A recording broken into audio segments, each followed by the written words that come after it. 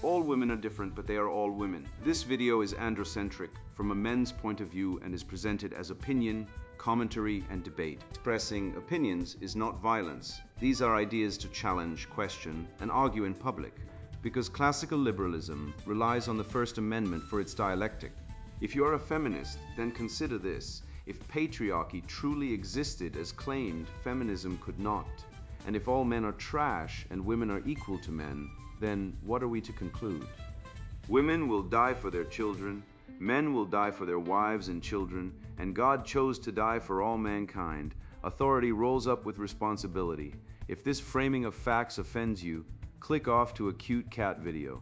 Proceeding further will expose you to gamma bias and criticism directed at ideas, claims, institutions, not at any individual's virtue or dignity. Our method follows the 7 liberal arts. The trivium, grammar, logic, rhetoric, and the quadrivium, arithmetic, geometry, music, and astronomy. And the transcendentals, the good, true, and beautiful. If this framework is not for you, feel free to exit now. It's no disgrace. Women are wonderful. God bless America. Men are great. Cultural appropriation, woke tools of ideological cancer, written by Conrad Riker. Available now, links in description.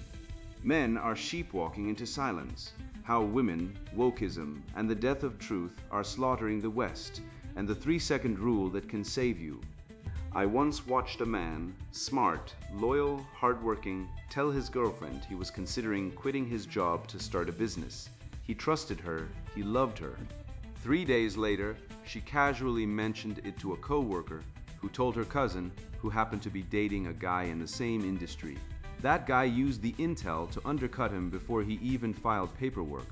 His secret wasn't sacred, it was currency, and she didn't even realize she'd done anything wrong to her. It was just talking. To him, it was financial sabotage. Welcome to the world where your truth is her social snack. Women aren't malicious, they are metabolically inclined to share information that elevates their social standing. Dunbar's research shows female networks thrive on gossip. Men's collapse under it. You think she'll protect your weakness, she'll compost it into emotional fertilizer for her next connection. The Ashley Madison leak wasn't just hackers. It was female employees gossiping about the men they saw on the back end, treating private pain like party fodder. 78% of men report betrayal after opening up. 86% say female friends leaked their struggles. You're not paranoid, you're under-equipped. Schopenhauer said women can't be friends, only allies in emotion theater. He wasn't bitter, he was correct. If you're still telling women your fears, your plans, your doubts, you're not being honest, you're handing over ammunition, and when she drops it in a group chat like a grenade with your name on it, don't blame her. Blame the blue pill that told you vulnerability equals connection.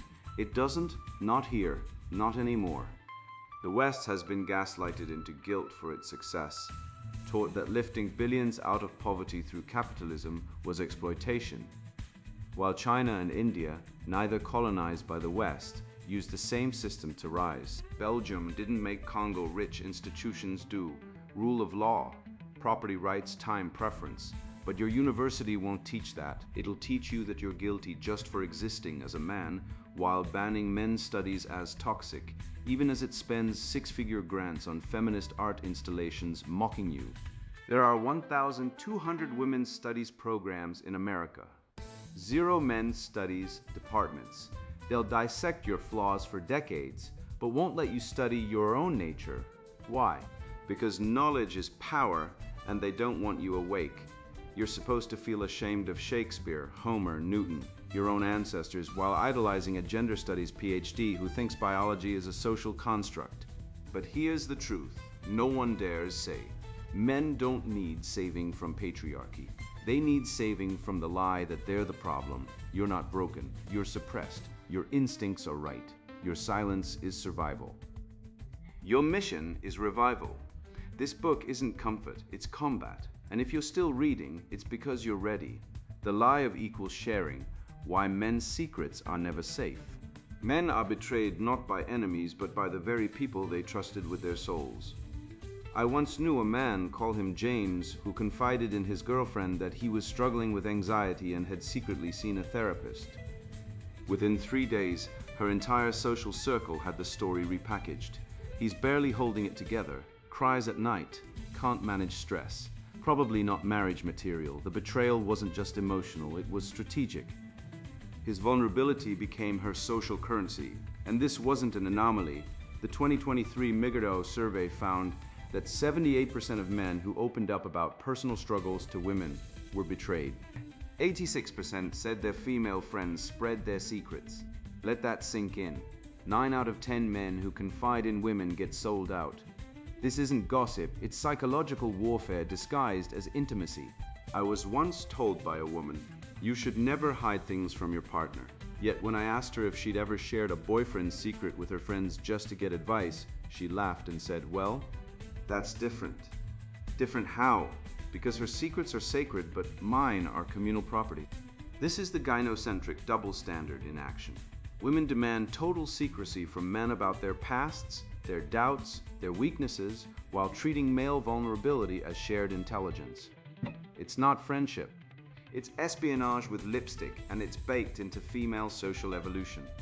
Robin Dunbar's research on primate social groups shows that female bonding in primates, and by extension, humans, relies heavily on grooming and gossip as tools to build alliances.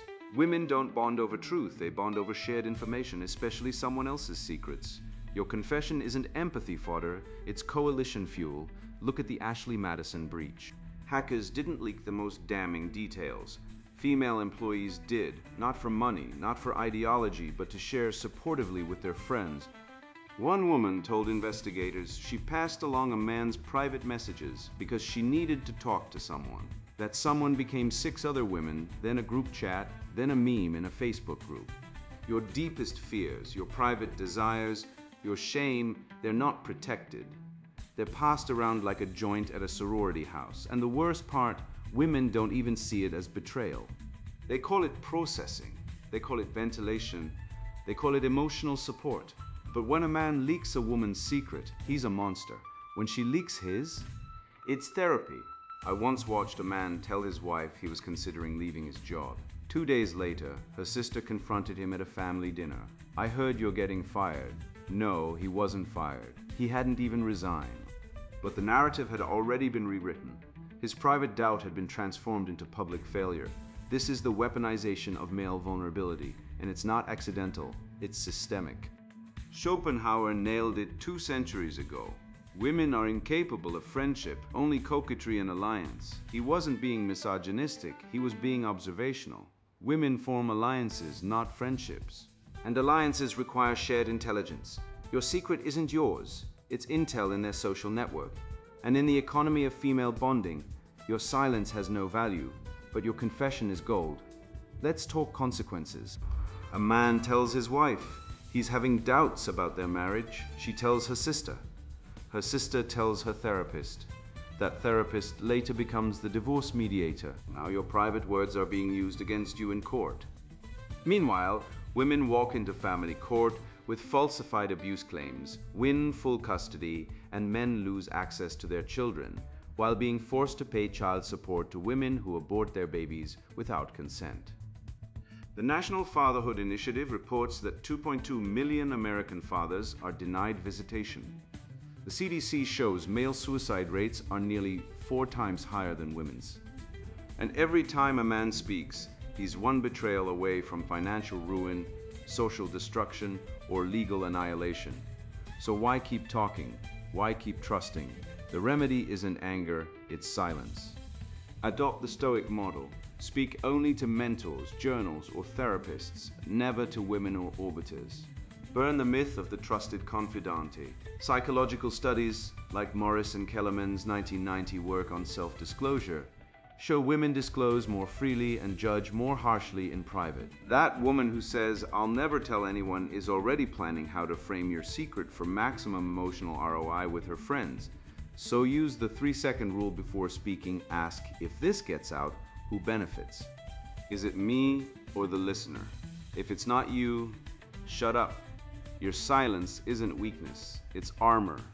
And in a world where women control 73% of divorce filings and courts routinely side with them, your silence may be the only thing that saves your life, your kids, and your bank account. Wake up, you're not in a partnership. You're in a battlefield, and the first rule of survival is don't hand your enemy the map. I learned this the hard way, not in a lab, not from a textbook, but in the mud of lived betrayal. I was the provider, the loyal one, the man who believed that duty earned devotion. I mapped my life around her happiness, only to find I was a utility, not a husband. When the divorce papers came, she didn't cry, she looked relieved, like she'd finally traded in an old laptop for a new model. That's when the scales fell. Love isn't a covenant, it's a contract written in hormones and utility, and women are the silent CEOs enforcing the terms. Priority pretense, the female utility function exposed. Love is a smoke made with the fume of sighs, said Shakespeare, and women have been puffing that smoke into men's eyes for 10,000 years. Let me tell you what the data says. 69% of divorces in America are filed by women. That's not a glitch. That's the system working exactly as designed. They'll say emotional disconnect, which in real English means you weren't fun enough. You didn't make me feel like I was dating a rock star while also paying the mortgage. I've seen men work 70-hour weeks, bleed for their families, come home broken only to find their wives weekending with some Instagram famous gym bro who can't balance a checkbook but knows how to light up a dopamine receptor, and when confronted, "You're so sweet, but that butt is the guillotine blade." That butt is the moment the chivalrous fool realizes he was never the king, he was the court jester. Go back to Chaucer. The wife of Bath, a woman who had 5 husbands and no regrets, laid it bare in 1387. Experienced, though no authority, divided by can tell the woe that is in marriage. She knew the game, she played it, she won. And while the knights of old knelt in armor for their ladies, many of those same ladies were whispering behind their fans, trading their vows for flirtations with minstrels and mercenaries. Loyalty was never the default.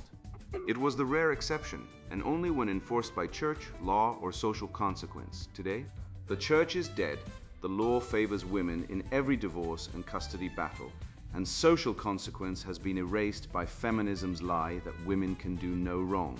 Now, the female utility function operates in the wild, unshackled, unaccountable, and optimized for one thing: immediate emotional payoff.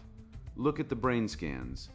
Functional MRI studies show that women's limbic systems, the emotional core, light up like Times Square when exposed to novelty, consistency, predictability, security. These are the enemy. The same woman who tells you, "I love our quiet nights in," will, within weeks, start ghosting you for a guy who drives a Tesla she didn't know existed last month. Why? Because oxytocin, the so-called bonding hormone, floods her system when she feels new excitement, not long-term commitment. She isn't being irrational. She's being perfectly rational according to her biological programming. She's selecting for genetic diversity and high status markers, just like her ancestors did when the hunter returned with a small deer while the warrior chief passed through with a lion on his back. And the media? It's not just complicit, it's the propaganda arm of this evolutionary scam.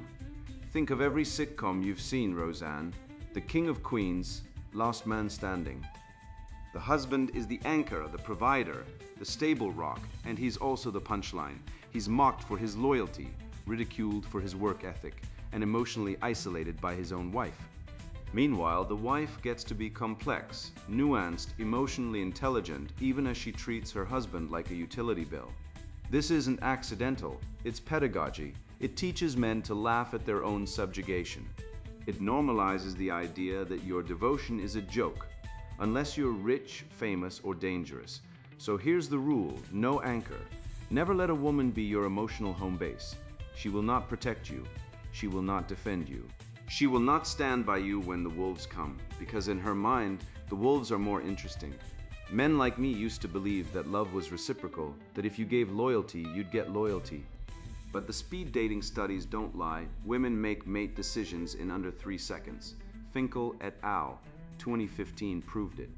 In that blink, they're scanning for status cues, posture, confidence, perceived social proof. Not your character, not your integrity. not your years of sacrifice. You're not a person to her in that moment. You are a data point in her reproductive algorithm, and don't mistake words for reality. Women say, "You're my number one," while they haven't texted you in 4 days, then reappear when they need rent paid or a shoulder to cry on after their weekend fling dumped them. This isn't hypocrisy, it's design. It's how the system evolved. They claim emotional depth, but behavioral economics shows they allocate time, sex, and attention based on male utility, like a spreadsheet. If your value drops, age, income, confidence, so does their investment. It's not personal, it's biological arithmetic. The male delusion that love earns priority, but evolution doesn't care about your feelings. It cares about genetic propagation. Women optimize for variety and resource access, not loyalty. Men who expect faithfulness are not virtuous, they're maladapted. The red pill isn't about hating women. It's about seeing them not as angels, not as victims, not as the center of your universe, but as biological agents operating under clear incentives. Once you see that, you stop begging for priority. You stop centering women in your life. You reverse the frame. Women are optional. Your mission, your mastery, your brotherhood, those are non-negotiable. That's where honor lives. That's where civilization is built. Not in the bedroom, not in the divorce court, not in the abortion clinic where 900,000 procedures happen annually, many without the father's knowledge because the law treats fatherhood as a revocable subscription. I've watched good men broken by family courts, stripped of children, bankrupted, arrested for commenting online, while their exes collect child support and start new families with state support. Cuckoldry rates. Studies suggest 10 to 30% of children are not fathered by the man who thinks he is. But try saying that aloud, you'll be cancelled, doxxed, or arrested in some woke hellhole. The system isn't broken. It's working exactly as the feminist Marxist alliance designed to disempower men, dissolve family, and atomize society, and the weapon, the lie that women are morally superior, emotionally deeper, and inherently trustworthy. They are not. They are human with strengths, flaws, and instincts. But when you elevate them to divine status, when you make them the center of your emotional world, you invite betrayal, not because they're evil, but because they're human and you. You were built to lead, to create, to conquer, not to kneel. So rise, strip away the lies, stop worshiping at the altar of female whims, build something real, stand with your brothers. And for God's sake, stop letting women be your anchor. Anchors don't float, they drown. I've watched smart men crumble under the weight of a lie. So old it's carved into school textbooks. You are guilty because you exist. That's not education. That's indoctrination with a stethoscope, checking to see if your soul still beats. And the moment you accept that guilt, you stop building, stop leading, stop defending what your ancestors bled for. I've seen it in the eyes of young men who think colonialism explains poverty, as if the Industrial Revolution was powered by African sweat rather than British ingenuity, Swiss precision, and Protestant work ethic. Let's test that myth where it matters. Not in theory, but in data, history, and consequence. The guilt delusion, how the left weaponizes poverty to enslave the West. You didn't inherit guilt. You inherited the pyramids, the symphonies, the vaccines, the constitutions. Guilt is a tax levied by cowards on creators. I said that to a room full of university students last year. One girl started crying. Not because it was false, but because it was true, and she'd never heard it before. She was raised to believe her ancestors were monsters, that white men built their wealth on stolen bones and stolen lands, that the West is a cancerous growth on humanity's skin, that lie is not compassion, it's coercion. And it's working. Men are surrendering their birthright, their pride, their will to build, because they've been brainwashed into believing that to be Western is to be guilty. Let's cut through the noise. If colonialism was the root of Africa's suffering, why did the Congo descend into cannibalistic warlordism the moment Belgium left? Patrice Lumumba didn't inherit a broken system. He inherited a functioning one, and he burned it to the ground in under a year. Mobutu followed, stole 5 billion, and left a nation where doctors are paid 10 a month. Meanwhile, Singapore, a British colony with no natural resources, built a first world economy in a single generation by copying Western institutions property rights, rule of law, meritocracy. The difference isn't colonialism. The difference is culture. One values order, creation, and long-term planning. The other values immediate gratification, tribal loyalty, and power grabs. The left refuses to admit this because it contradicts their entire worldview that environment shapes everything and biology and culture are malleable. But they're not. Ask any man who's been divorced by a woman who suddenly found herself after he paid off the mortgage. That's not social conditioning. That's nature, and the same applies to nations. Dependency theory, the idea that the West got rich by looting the poor, is one of the most persistent economic falsehoods of the last century. It sounds plausible until you ask, what exactly were we stealing from subsistence farmers in 1800? Africa had no factories, no railroads, no central banks. The GDP per capita of the entire continent in 1820 was less than that of Belgium alone. The British didn't extract wealth from Africa, they invested in it. Railroads, telegraphs, hospitals, schools, was it perfect? No. But the idea that the West's wealth came from colonial theft ignores the fact that China and India, neither colonized in the same way, were also desperately poor until they adopted capitalist policies.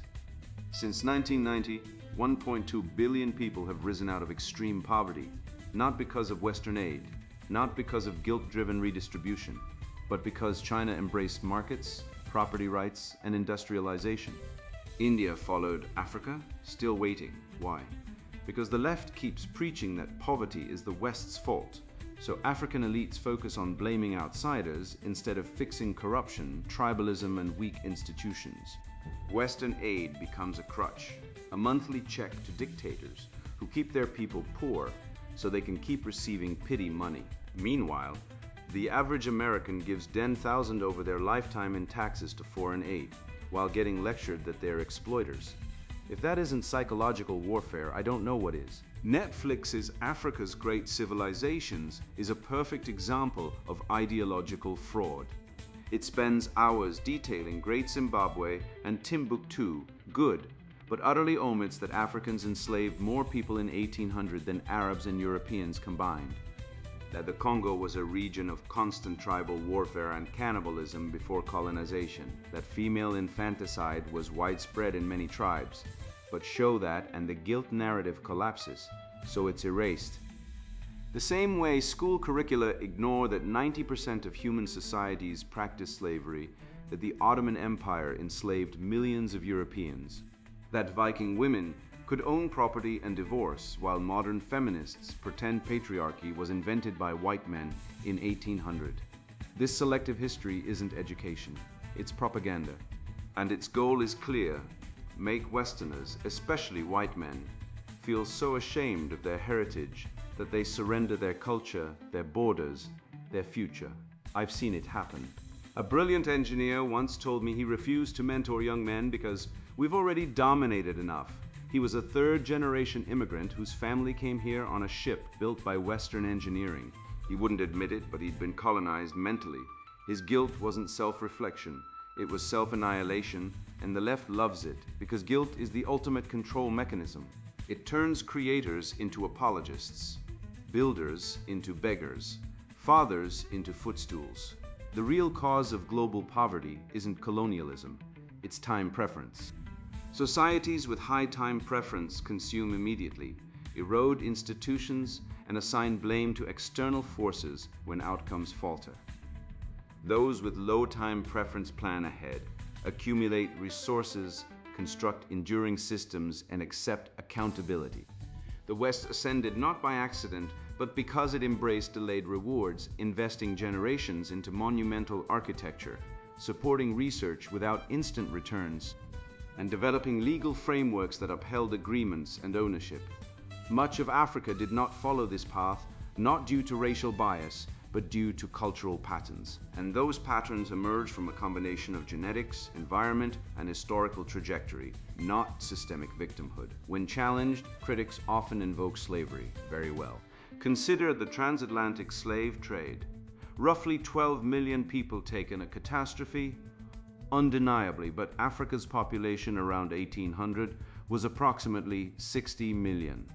Furthermore, internal slave trading among African kingdoms such as the Ashanti, Dahomey, and Zulu predated European involvement by centuries. Should we then maintain that foreign powers are solely responsible for Africa's present struggles? That narrative isn't grounded in facts, it's ideological fantasy. The uncomfortable reality is that not all cultural frameworks produce equal outcomes in governance, innovation, or long-term stability. The West, despite its imperfections, has generated more widespread peace, technological advancement, and individual liberty than any other society known. Yet today, its achievements are downplayed, scorned, and shamed. Why? Because undermining Western legacy benefits those who seek control. Their aim isn't fairness. It's dominance replacing organic growth with top-down mandates, abolishing borders, enforcing economic leveling, all while elite advocates live protected, wealthy, and untouched. I propose a new curriculum. We built this. Teach kids about Gutenberg, not guilt. Show them how steam engines lifted millions from poverty. Have them read Newton, not Nietzsche, because one explained the universe and the other helped destroy Western confidence. Make them build radios, not protest marches. Reward creation, not complaint. Because here's the dirty secret the left won't admit. Poverty is not caused by rich people. It's caused by the absence of rich people. No country has ever industrialized by hating its innovators. No nation has ever prospered by burning down its elites. The real scandal isn't that the West is rich, it's that we're being taught to hate ourselves for it. And men, especially intelligent, capable men, are internalizing this poison. You see it in the suicide rates. You see it in family court, where fathers lose everything while mothers get full custody and child support even when they're abusive. You see it in the 50% cuckoldry rate in some demographics, where men raise children that aren't theirs while being shamed for toxic masculinity if they demand paternity tests. You see it in police arresting men for hate speech when they say men and women are different, while letting actual criminals walk free. This isn't justice, this is systematic emasculation, and it's working. Men are dropping out, refusing to marry, refusing to have kids, and the left cheers because a nation of isolated, guilt-ridden males is easy to control. But I say, stop apologizing for existing.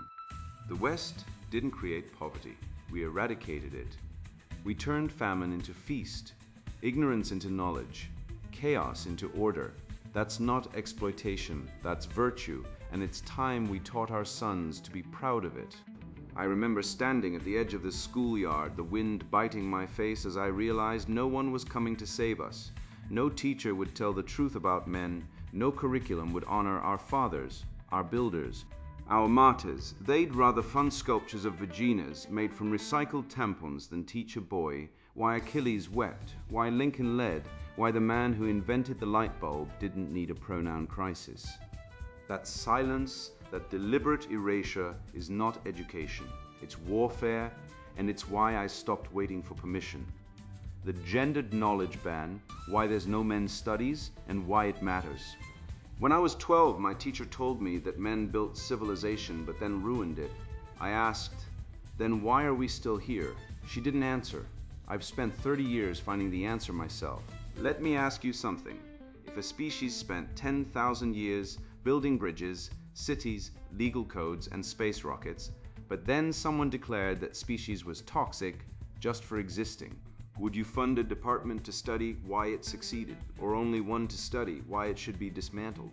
In 2017, the University of Ottawa denied funding for a men's studies course, a course designed to explore male psychology, fatherhood, and historical contributions, while that same year, it spent $30,000 on feminist art installations depicting penis-shaped volcanoes erupting with menstrual lava. I'm not making that up, it's public record. Now ask yourself, which one is serious scholarship? Which one is ideological farce dressed as academia?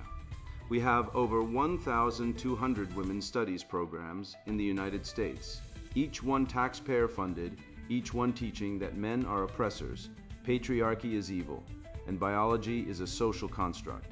But not one single accredited men's studies department, not one, zero. You can get a PhD in intersectional lesbian poetry, But if you want to study the psychology of male resilience, you're told you're promoting toxic masculinity. The joke writes itself. They say men don't need studies because we've dominated for centuries, but domination does not equal understanding.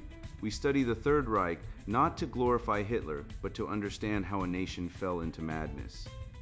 We study Stalin not to celebrate him, but to dissect the rot that consumed millions.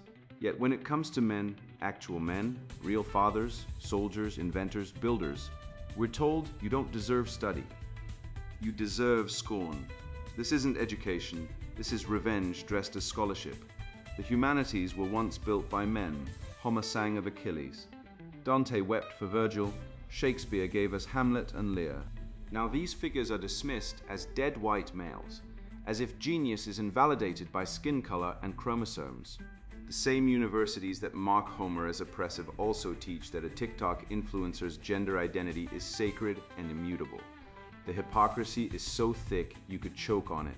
Intersectionality claims to amplify marginalized voices. But whose voice is more silenced today than the average man? Try speaking in a classroom about male suicide rates. 80% of suicides in the US are men. And among youth, the gap is widening. Try discussing that 40% of fathers lose contact with their children after divorce, often due to family courts that treat men as disposable income sources rather than parents. Try bringing up that men make up 93% of prison populations, yet no one demands male incarceration studies.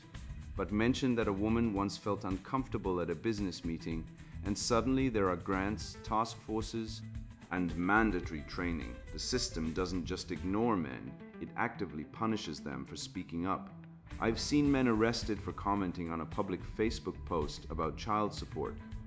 I've seen fathers thrown in jail for refusing to pay alimony to ex-wives who cheated with a 19-year-old gym trainer, while the husband worked 80 hours a week to support her shopping addiction. But try teaching that in a university, you'll be cancelled before the syllabus prints. Socrates said, "Know thyself," but modern education tells men, "Thou shalt not know thyself." Instead, you are told your history is a crime scene, your biology is a disease, and your existence is an accident of privilege. Boys are taught from kindergarten that their ancestors were colonizers, racists, and rapists.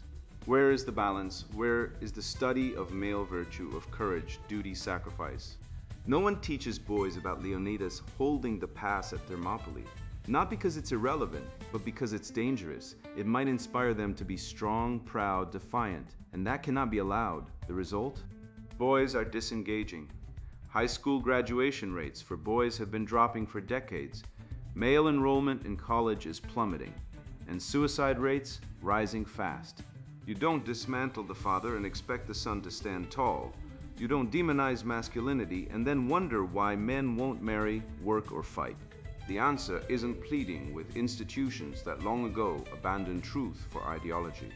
The university system has become a dogmatic echo chamber, pushing narratives of female oppression and male shame.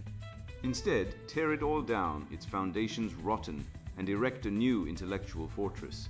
I propose a red pill academy, digital, free, intellectually uncompromising, grounded in the Western tradition, Stoic philosophy, evolutionary insights, and timeless moral principles. Educate men on the wisdom of figures like Marcus Aurelius, not the divisive doctrines of identity politics. Reveal the biological truths behind female mate selection, how, statistically, women prioritize status, resources, and physical vitality, a pattern that clarifies why women file the majority of divorce petitions, particularly as men age and their social capital wanes. Expose the widespread reality of paternity uncertainty. Genetic studies show that in the West, between 10% and 30% of children are genetically unrelated to their presumed fathers. This isn't male dominance, it's a raw facet of nature.